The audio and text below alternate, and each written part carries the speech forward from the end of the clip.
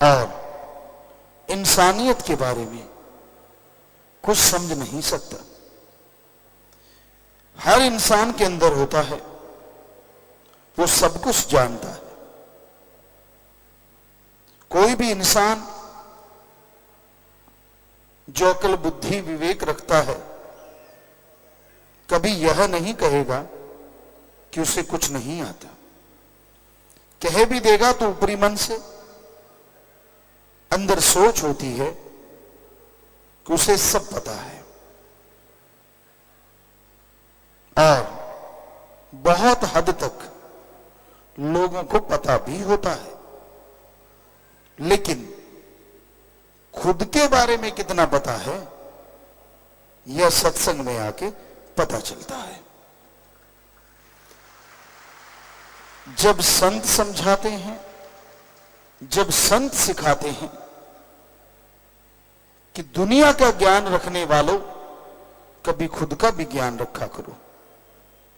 आप में कौन से विचार ज्यादा चलते हैं, आपकी सोच में कौन सी सोच ज्यादा चलती है, आप जो कर्म योगी हैं कौन से कर्म ज्यादा करते हैं, इसके लिए जानना बेहद जरूरी है। जब हम सब अपने बारे में जान लेंगे तो आत्म ज्ञान कहा जाता है। फिर वो शुरू होता है। जब तक खुद का ज्ञान नहीं तो खुद की आत्मा का ज्ञान कहां से मिलेगा। इसलिए सुबह शाम सुमरन जरूर करें।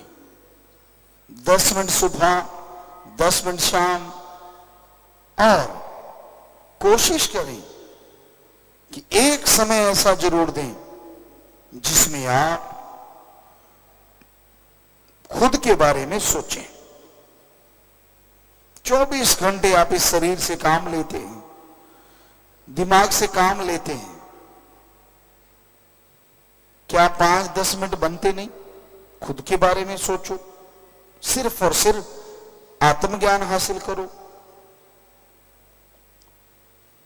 काम अलग अलग है, कोई हार्ड वर्क करता है, कोई नींद लेके ही काम टाइम पूरा करता है, कोई बहुत मेहनत करता है, तो कोई आलस्य में डूबा रहता है। पर 24 घंटे चलते तो हैं, रुकते तो नहीं। आप रुक गए इसका मतलब यह नहीं है कि समय रुक गया। समय हो गई, चंद्र सूर्य नक्षत्र ग्रह हो गए, पृथ्वी हो गई, समुद्र की लहरें हो गई, ये कभी रुकती नहीं। निश्चित समय के अनुसार ये चलते रहते हैं, चलते रहते हैं।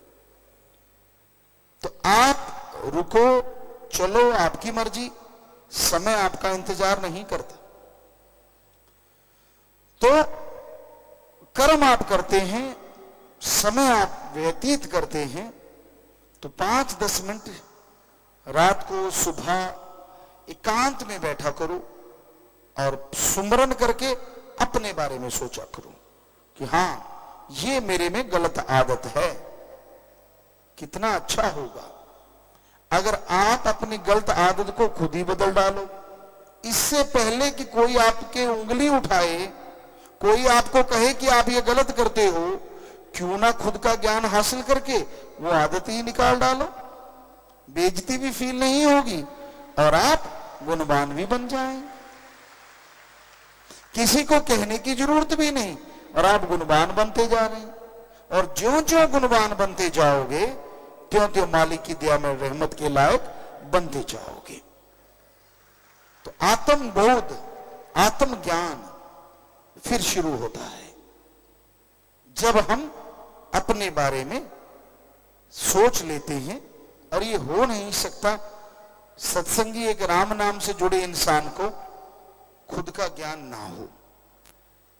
अगर वो गुरु पीर फकीर के वचनों को फॉलो करे, माने, तो उसे समझ आए कि हां, ये मेरे में कमियां हैं, ये अवगुण हैं और ये गुण हैं।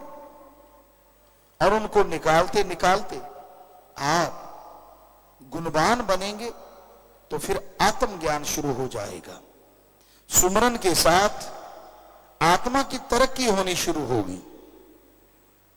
जब उदाहरण अगर दें, जिमींदार भाई जितने बैठे हैं सब जानते हैं, जमीन को अच्छी तरह से जुताई करी हो, घास फूस कचरा साफ किया हो और बरसात पड़ जाए या पानी अच्छे से लगा दो तो फिर जो भी बीज डालोगे धरती का सीना फाड़ के बाहर निकल आएगा, लहलहाएगी फसल।